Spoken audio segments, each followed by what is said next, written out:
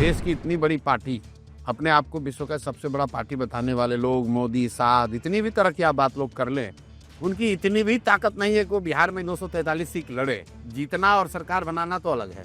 तो अगर आप 100 सीट ही लड़ ही रहे हैं, तो किसी भी हालत में बीजेपी अपने दम पर तो बिहार नहीं जीत रही है। आप 5 वर्ष लोगों के से आपने पैसे वसूले, भ्रष्टाचार किया, उनसे राशन कार्ड में पैसा लिया, उनसे घर बनाने में पैसा लिया, उनसे ज़मीन का पैसा लिया, मतलब थाने में पैसा लिया, हर तरह का भ्रष्टाचार किया। और चुनाव के ठीक पहले सरकारी खजाने से, जनता के ही पैसे में से 10-10 हज़ार रुपये उनको दे दिया। जनता इतनी बेवकूफ़ नहीं जितना लोग समझते हैं। लोग, आप पैसा देंगे तो लोग ये तो कहेंगे नहीं हम पैसा नहीं लेंगे। लोग कह रहे हल्ला बहुत है। अभी तक तो लोग ये कहते इनको कोई जानता ही नहीं है। बिल्कुल, लोग तो ये कह रहे थे बिहार में कुछ हो ही नहीं सकता है। तो हल्ला कौन कर रहा है? हल्ला अकेले प्रशांत किशोर तो नहीं कर रहे हैं, हल्ला समाज में ही हो रहा है, समाज के लोग कर रहे हैं। तो जो लोग हल्ला कर रहे हैं उन्हीं को वोट देना है। Welcome Prashant Kishor ji, thank you. Prashant ji, हम माधेपुरा में हैं, तो कहा जाता है, कहावत है, रोम अगर पोप का है, माधेपुरा गोप का है। तो you know Bihar more than anybody else. Bihar में जाति की राजनीति, कास्ट की राजनीति बहुत चलती है, बट आपकी पार्टी एक ऑल्टरनेटिव लेके आती है, एक प्रैग्मेटिज्म, एक प्रैक्टिकलिटी, एक एस्पिरेशन की बात करती है। आप रोड पे घूम रहे हैं, चल रहे हैं, क्या रुझान है, क्या आपको सपोर्ट मिल रहा है? देखिए, रुझान और परिणाम तो लोगों को 15 दिनों में दिखेंगे, लेकिन आपको ऑलरेडी जन स्वराज का जो असर है वो बिहार की राजनीतिक चर्चा और राजनीति करने का जो तरीका है उसमें दिख रहा है। राजद जैसा दल जिसने जाति को छोड़कर आज तक कोई दूसरी राजनीति नहीं की, वो लोग रोजगार की बात कर रहे हैं, वो लोग विकास की बात कर रहे हैं। भाजपा जैसा दल जो कि यहाँ सिर्फ हिंदू मुसलमान और एक दूसरे से को बांटने डराने की राजनीति करते हैं, वो लोग भी अब पलायन की बात कर रहे हैं। तो जो राजनीतिक डिस्कोर्स है वो ऑलरेडी आपको, अगर आपने पहले बिहार में इलेक्शन कवर किए होंगे तो उससे बिल्कुल उलट दिख रहा है। और उसकी वजह प्रशांत किशोर नहीं है, उसकी वजह एक विकल्प है जनता के सामने जिसका नाम जन स्वराज है। क्योंकि पिछले 30-35 सालों से बिहार में एक बहुत बड़ा वर्ग लालू जी के डर से नीतीश भाजपा को वोट करता है और भाजपा के डर से लालू जी को वोट करता है। अब उन सब के पास एक विकल्प है, जन स्वराज का विकल्प। अगर आप मुसलमान हैं और आपको भाजपा से डर लगता है, लालू पसंद नहीं है लेकिन भाजपा से डर लगता है, आपको मजबूरी में जाकर लालू जी या उनके गठबंधन को वोट देना पड़ता है, तो अब आपके पास विकल्प है, आप जन स्वराज को वोट दे सकते हैं। अगर आप उस वर्ग से आते हैं जिसको कि किसी भी हालत में लालू जी का जंगल राज वापस नहीं लाना है और आप भाजपा और जदयू के विधायक और उनके कार्यशैली से, उनके भ्रष्टाचार से भी परेशान हैं, तो आपके पास विकल्प है जन स्वराज का, आप जन स्वराज के उम्मीदवार को वोट दे सकते हैं। तो सबसे बड़ी बात जो जन स्वराज ने की है, बिहार के 30 वर्ष की जो राजनीतिक बंधुआ मजदूरी रही है, जहां लालू के डर से नीतीश भाजपा और भाजपा के डर से लालू को वोट देना मजबूरी बन गई है, उस राजनीतिक बंधुआ मजदूरी को जन स्वराज ने खत्म कर दिया। अब अगर लोगों ने इस बात को समझकर वोट 6 तारीख को और 11 तारीख को लोगों ने किया, स्कूल के बस्ते छाप का बटन दबाया, लोगों ने अपने बच्चों के लिए, उनके पढ़ाई रोजगार के लिए वोट किया, तो बिहार में आपको एक नया राजनीतिक इतिहास लिखा जाता हुआ दिखेगा। और 14 तारीख को एक बड़ी घटना, राजनीतिक घटना आपको इंडिया के स्तर पर देखने को मिलेगी। प्रशांत जी, आप पॉलिटिकल स्ट्रेटजिस्ट रहे हैं, आप अब मेन स्ट्रीम पॉलिटिक्स में आ गए। आप हमेशा एक मैसेज की बात करते हैं, और बिहार में क्या सीक्रेट सॉस है, वो मैसेज क्या है जो आप एक ही मैसेज है। पिछले 3 साल से एक ही मैसेज, एक ही बात कही जा रही है कि आपने जाति के लिए वोट दिया, आपको जाति का प्रभाव दिखने लगा। आपने मंदिर मस्जिद के लिए वोट दिया, अयोध्या में मंदिर बनाने के लिए वोट दिया, मंदिर बन गया। आपने 5 किलो अनाज के लिए वोट दिया, तो इसी भ्रष्ट बिहार सरकार की व्यवस्था में आपको 4 किलो अनाज मिलने लगा। आपने बिजली के लिए वोट दिया, तो इसी बिहार में घर घर बिजली आ गई। आपने सड़कों के लिए वोट दिया, सड़कों में सुधार हो गया। आपने सिलेंडर के लिए वोट दिया, घर घर सिलेंडर बंट गया। आपने गुजरात के विकास के लिए वोट दिया, तो गुजरात में विकास तेजी से होने लगा।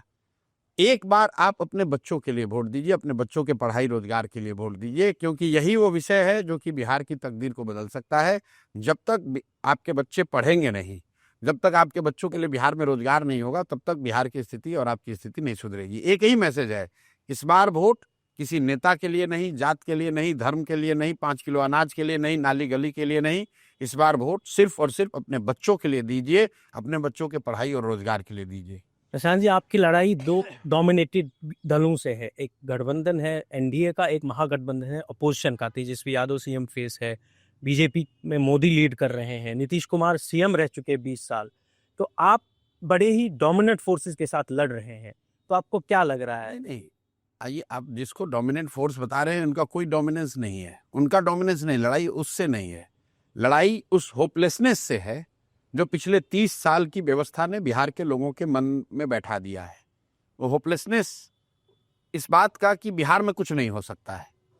जिस राज्य को बड़े बड़े दल और नेताओं ने न सुधार पाने वाला मानकर छोड़ दिया है इसके हाल पर कि भाई इससे अच्छा तो बिहार में कुछ नहीं हो सकता है, वहां पर आप लोगों की स्थिति समझिए। 30 साल से लोगों ने हर प्रयास करके देख लिया, कुछ सुधार नहीं हुआ। तो लोगों का जो होपलेसनेस है, उनको सही बात सही रास्ता अगर दिख भी रहा है तो उनको विश्वास ही नहीं हो रहा है कि भाई ये भी रास्ता है जिस पर चलकर वो बिहार भी तरक्की के रास्ते पर आ सकता है। तो लड़ाई उस होपलेसनेस से है, एंड दैट इज वाई ऐसे कि people have to take a leap of faith कि नहीं, हमारे जीवन में भी सुधार हो सकता है, बिहार भी कई अन्य राज्यों की तरह तरक्की के रास्ते पर आ सकता है। अगर उस होपलेसनेस से लोग निकल गए तो बिहार में आपको क्रांति होती दिखेगी, नई व्यवस्था बनती दिखेगी। जो इनकम्बेंट्स है वो चुनाव आते ही 10,000 रुपए देते हैं महिलाओं को, जो अपोजिशन है वो बहुत सारे जॉब्स को लेके वादे करते हैं और पैसा देने की बात कर रहे हैं। जनसुराज को ऐसे कंपटीशन में, इस तरह के कंपटीशन में कहाँ दिखते? हम लोग इस झूठ के कंपटीशन का हिस्सा नहीं बनना चाहते। देखिए, जो अभी की सरकार है उसने करीब 1.25 करोड़ या 1.5 करोड़ महिलाओं को 10,000 रुपए दिया। ये सीधे सीधे भ्रष्टाचार है, ब्राइबरी है। आप 5 वर्ष लोगों के से आपने पैसे वसूले, भ्रष्टाचार किया, उनसे राशन कार्ड में पैसा लिया, उनसे घर बनाने में पैसा लिया, उनसे जमीन का पैसा लिया, मतलब थाने में पैसा लिया, हर तरह का भ्रष्टाचार किया, और चुनाव के ठीक पहले सरकारी खजाने से, जनता के ही पैसे में से 10-10 हजार रुपये उनको दे दिया। इसका क्या असर होगा? लोग बता रहे बहुत बड़ा मास्टर स्ट्रोक है, इसी से चुनाव जीता जा सकता है। मुझे नहीं लगता है कि ऐसा हो रहा है, क्योंकि पहली बात कि जिनको आपने पैसा दिया वो भी ये समझ रहा है कि भैया ये चुनाव के पहले पैसा दिए हैं, अगर गलती से भी इनको आपने वोट दे दिया तो अगले 5 साल तक इनकी व्यवस्था, भ्रष्ट व्यवस्था में ही आपको रहना पड़ेगा, जहां आपके बच्चों के लिए रोजगार, पढ़ाई नहीं होगी। दूसरी बात कि बिहार में 6.5 करोड़ महिलाएं हैं, अगर उसमें 4-4.5 करोड़ महिलाएं जो वोटर हैं उनको भी आप देख लें तो 1.25 करोड़ लोगों को पैसा मिला है। बाकी की जो 3 करोड़ का नहीं मिला, अदरवाइज जो वोट देता वो भी अब गुस्सा के कह रहा है कि भैया ये तो खाली कुछ लोगों को पैसा दे रहे, तो हम काहे इनको वोट देंगे, हम भी इनको वोट नहीं देंगे। तो इसका एक दूसरा पहलू भी है जो लोग उतना नहीं देख रहे हैं। 1.5 करोड़ लोगों को पैसा मिला, और एक बार को बहस के लिए मान लें कि उनको पैसा मिला, वो लालच में आके वोट दे भी देंगे, तो 3 करोड़ लोगों को पैसा नहीं मिला ना, वो क्या करेंगे? वो तो इनके विरोध में वोट करेंगे। तो सिर्फ पैसे दे देने मात्र से अगर कोई चुनाव जीत जाता, तो आंध्र प्रदेश में जगन मोहन रेड्डी ने 2.25 लाख करोड़ का उन्होंने दावा किया कि मैंने कैश ट्रांसफर किया है, तो कैसे चुनाव हार गए? जनता इतनी बेवकूफ नहीं जितना लोग समझते हैं। लोग, आप पैसा देंगे तो लोग ये तो कहेंगे नहीं हम पैसा नहीं लेंगे।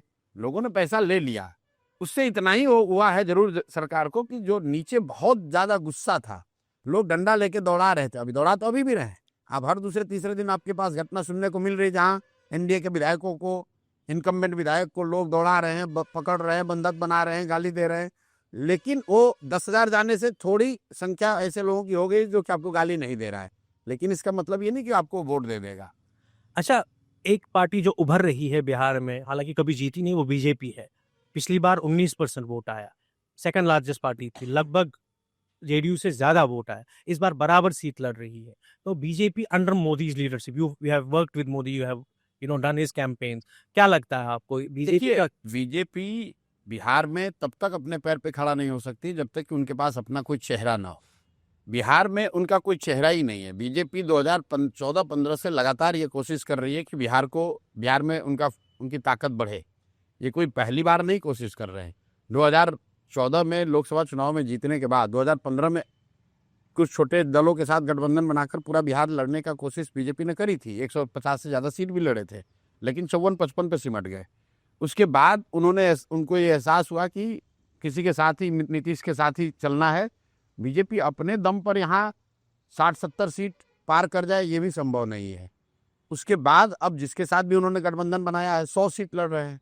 देश की इतनी बड़ी पार्टी, अपने आप को विश्व का सबसे बड़ा पार्टी बताने वाले लोग, मोदी, साथ, इतनी भी तरह की आप बात लोग कर लें, उनकी इतनी भी ताकत नहीं है कि वो बिहार में 943 सीट लड़े। जीतना और सरकार बनाना तो अलग है। तो अगर आप 100 सीट ही लड़ ही रहे हैं तो किसी भी हालत में बीजेपी अपने दम पर तो बिहार नहीं जीत रही है। जीतने के लिए 120 सीट चाहिए, आप तो लड़ ही रहे हैं 100। तो इसका मतलब है कि अगर आपको जनता वोट गलती से दे भी दे तो फिर वही खिचड़ी बनाइएगा और जो व्यवस्था अभी चल रही है यही व्यवस्था चलती रहेगी और कोई उसमें सुधार नहीं होगा। लोगों को जो बदलाव चाहते हैं उनको भारी डिसअपॉइंटमेंट होगा, क्योंकि मेरा अपना मानना है कि बिहार में 60% से ज़्यादा लोग बदलाव चाहते हैं। और अगर बदलाव आप चाहते हैं और फिर जाकर भाजपा को या नीतीश को वोट देंगे या उनके सहयोगी दलों को वोट देंगे तो बदलाव तो होगा नहीं। फिर अभी जो व्यवस्था चल रही है यही चलती रहेगी। यही बात हम लोगों को बता रहे हैं। जनसुराज का चेहरा जो मैं खुद रोड पे चला हूँ, आपको फॉलो भी किया, आपकी रैली जोकी घाट में देखी, कोचा धामन में देखी, मैं कल सुपौल में भी था, तो लोग प्रशांत किशोर को जानते हैं। प्रशांत किशोर एक चेहरा है, चेहरे की बात हम कर रहे हैं। लेकिन आपके जो कैंडिडेट्स है, most of them are first timers, yes, professionally strong but not so strong politically. तो इसको, इस लड़ाई को कैसे लेते हैं? पॉलिटिकली स्ट्रांग आप किसको कहते हैं? जो यहाँ पर बालू माफिया है, जो यहाँ पर ठेकेदारी करता है, जो यहाँ पर लूटमार करता है, जो नीचे का जो तंत्र है जिसने इस पूरे तंत्र को भ्रष्ट बनाया है, वही दूसरे दलों का चेहरा है और वो आपको मजबूत दिख सकता है। लेकिन जनसुराज उसी को तो बदलने का नाम है। अगर हम भी उसी तरह के बालू माफिया, शराब माफिया विधायकों के लड़कों को या उन लोगों को टिकट देते जिन लोगों के माँ बाप यहाँ पर पिछले 20 साल 30 साल से राजनीति कर रहे हैं, तो पत्रकारों को पेपर पे वो ज़्यादा मजबूत लोग दिखते हैं। लेकिन उसके उलट हम लोगों ने उनको टिकट दिया है जिन्होंने समाज में काम किया है, जिनकी अपनी पहचान है, जो स्थानीय हैं। वो संभव है कि बहुत बड़े राजनेता न हो, लेकिन समाज को कुछ देने वाले लोग हैं। जो हम लोगों ने वादा किया था कि 200 से ज़्यादा लोग ऐसे लोग होंगे जो जीवन में पहली बार चुनाव लड़ रहे हैं। इसलिए आपको वो दिख सकता है कि वो इतना ताकत से लड़ते हुए दिखेंगे नहीं, लेकिन लड़ रहे हैं बहुत ताकत से। अगर केसी सिन्हा चुनाव लड़ रहे हैं तो संभव है कि वहां पर अगर कोई नेता लड़ता उस उतनी मजबूती या उतने स्ट्रक्चर्ड तरीके से वो लड़ते हुए आपको ना दिखें। लेकिन केसी सिन्हा ने हजारों बच्चों का जीवन पढ़ाकर सुधारा है, उन्होंने लूटा नहीं है। अगर वो कल आपके प्रतिनिधि बनेंगे तो कुम्हरार में आपकी स्थिति, पटना में आपके पास एक अच्छा चेहरा होगा। अगर आर.के. मिश्रा जीत कर आते हैं दरभंगा में, तो दरभंगा में वो आदमी की छवि है कि सबसे ईमानदार अफसर के तौर पर वहाँ उन्होंने काम किया, आईपीएस अफसर के तौर पर। तो वहाँ पर जो उनकी लड़ाई किसी सराहोगी से है, जो वहाँ पर जिनके बारे में कहते हैं कि ये सबसे बड़े भूमाफिया है, तो भाई अगर आप भूमाफिया के सामने एक ईमानदार आईपीएस अफसर को जिताओगे तो कल आपका जमीन कोई कब्जा नहीं करेगा। और अगर आप गलती करेंगे फिर भूमाफिया को जिताइएगा कि भाई बहुत पैसा खर्चा कर रहे हैं, बड़ा मजबूती से चुनाव लड़ रहे हैं, तो फिर तैयार रहिए कि जीत कर आएगा तो आपको फिर खाएगा, आपके बच्चों का भविष्य खाएगा। अच्छा, बिहार में चुनाव से पहले एक मुद्दा बन गया था special intensive revision exercise election commission. कल ही एक खबर आ गई कि आप 2 जगह वोटर हैं, बंगाल में भी और यहाँ। ये दिखाता है कि एसआईआर जैसी एक्सरसाइज प्योर पॉलिटिकल है। और जो उस पर चर्चा हुई, मैं यहाँ पर वोटर हूँ 2019 से, अपने गांव में रजिस्टर्ड हूँ, करघर विधानसभा क्षेत्र का मैं मतदाता हूँ। 2 साल में जब बंगाल में था तो स्वाभाविक है, ये प्रक्रिया है देश की कि आपने वहां पर रजिस्टर कराया। वापस आकर मैंने 2022 से यहाँ अपना वोटर आईडी बना लिया। अब इलेक्शन कमीशन उसको डिलीट करता नहीं है और फिर कहेगा कि इनका डबल एंट्री है, ट्रिपल एंट्री है। भाई ये तो राजनीतिक सगुफाबाजी आप कर रहे हैं। मैं करघर विधानसभा क्षेत्र में एपिक नंबर मेरा आप डाउनलोड करके देख लीजिए कि मैं करघर विधानसभा कुनार अपने गांव से, घर से मैं हूं कि नहीं वोटर। कलकत्ता में कभी था। तो अगर आप एसआईआर कर रहे हैं तो वहां नाम डिलीट करना आपका काम है। मेरा आखिरी 2 सवाल है, मैं क्लब करूंगा। एक फैक्टर सीमांचल में ओवैसी है, आपने उस पर बोला है, सभाओं में बोला है, आपने ओवैसी को अपना दोस्त बोला, उसको सलाह दिया आपने कि हैदराबाद के किले में रहे। और एक फैक्टर, राहुल गांधी आज रैली कर रहे हैं। 2 पर्सनैलिटीज। देखिए ऐसा है, ओवैसी साहब बिहार में, सीमांचल में उनको पिछली बार कुछ सफलता मिली, 5 सीट जीते, लेकिन सीमांचल की उन्होंने राजनीति नहीं की। जिन मुसलमानों की स्थिति की का हवाला देकर वो सीमांचल आए थे, वोट लिया था, ऐसा नहीं कि उन्होंने 5 वर्ष में कुछ सीमांचल के मुसलमानों के लिए, समाज के लिए कुछ किया हो। तो सिर्फ चुनाव दर चुनाव अगर आप आएंगे तो आपकी विश्वसनीयता पर प्रश्न लगेगा ही। सिर्फ चुनाव लड़ना ही राजनीतिक दलों का काम नहीं है। राजनीति जो है वो सिर्फ चुनाव लड़ना नहीं है। तो ओवैसी साहब उस नजरिए से सिर्फ चुनाव की राजनीति करते हैं। वो धीरे धीरे पब्लिक उसको समझ जाएगी कि भाई ये आते हैं, सिर्फ चुनाव लड़ते हैं, फिर चले जाते हैं। तो उसका फायदा, उसका असर आपको इस बार सीमांचल में दिखेगा। पिछली बार जितने सीमांचल में उनको वोट आए थे वो भी इस बार नहीं आना है। रह गई बात राहुल गांधी कांग्रेस की, तो मैंने पहले भी कहा है, अभी भी दोहरा रहा हूँ कि कांग्रेस देश की बड़ी पार्टी है, राहुल गांधी देश में विपक्ष के नेता हैं। लेकिन जहां तक बिहार का संबंध है, बिहार में कांग्रेस राजद का पिछलग्गू दल है। यहाँ पर नेतृत्व राजद का है। तेजस्वी यादव लालू यादव का है, राहुल गांधी का उसमें सहयोगी की भूमिका हो सकती है। कल इन्होंने अपना मैनिफेस्टो जारी किया, उसमें कांग्रेस का कोई बड़ा नेता है नहीं, तो राहुल गांधी अगर बिहार में आकर लोगों से वादा कर रहे हैं, पवन खेरा थे। राहुल गांधी अगर लोगों से वादा कर रहे हैं कि हम बिहार में बेहतर व्यवस्था बनाएंगे, तब तो आप मैनिफेस्टो रिलीज में भी शामिल नहीं थे। आपको तो वो भी आप ये कहने की स्थिति में नहीं है कि जो बात गठबंधन के तौर पर, जिसमें सिर्फ एक तेजस्वी यादव का चेहरा है, कि जो वादे तेजस्वी यादव कर रहे हैं, जो सब्जबाग दिखा रहे हैं, जो लोगों को भ्रम में डालने की कोशिश कर रहे हैं, उस पर आज तक राहुल गांधी अब जरा विश्वास से बताए कि क्या यह संभव है कि बिहार में हर घर से नौकरी दे दिया जाए। राहुल गांधी अगर ये कहते हैं देश के विपक्ष के नेता होने के नाते कि कोई ऐसा इकोनॉमिक मॉडल है जहां की हर परिवार से एक आदमी को सरकारी नौकरी दे दी जाए, मतलब बिहार अकेले में 3.5 करोड़ नौकरी दे दी जाए, तो राहुल गांधी को आकर स्पष्ट करना चाहिए आज सभाओं में। राहुल गांधी अगर ये कहते हैं कि हर महिला को 2,500 रुपया दिया जा सकता है बिहार में, तो उनको ये बताना चाहिए कि भाई वो 1.5 लाख करोड़ रुपया कहाँ से आएगा। और अगर ऐसा है तो ये दोनों इतनी बड़ी योजना कर्नाटक में और तेलंगाना में जहां कांग्रेस की सरकार है, वहां पर लागू क्यों नहीं की जा रही है। अच्छा, आखिरी सवाल जनसुराज पे ही। मैं लोगों से बात कर रहा था, आज भी मैंने माधेपुरा में बात की। लोग प्रशांत किशोर और जनसुराज के बारे में बोल रहे हैं कि हल्ला बहुत है, सरकार नहीं बनाएंगे। आपका खुद का असेसमेंट क्या है? देखिए, लोग कह रहे हल्ला बहुत है, अभी तक तो लोग ये कह रहे थे इनको कोई जानता ही नहीं है। बिल्कुल। लोग तो ये कह रहे थे बिहार में कुछ हो ही नहीं सकता है, तो हल्ला कौन कर रहा है? हल्ला अकेले प्रशांत किशोर तो नहीं कर रहे हैं, हल्ला समाज में ही हो रहा है, समाज के लोग कर रहे हैं। तो जो लोग हल्ला कर रहे हैं उन्हीं को वोट देना है। अब उनको तय करना है कि वो सिर्फ हल्ला करेंगे या फिर जाकर वोट भी देंगे। अगर वोट देंगे तो जो बात कही गई है 14 तारीख के बाद बिहार में व्यवस्था बदलेगी, आपके बच्चों को पलायन नहीं करना पड़ेगा।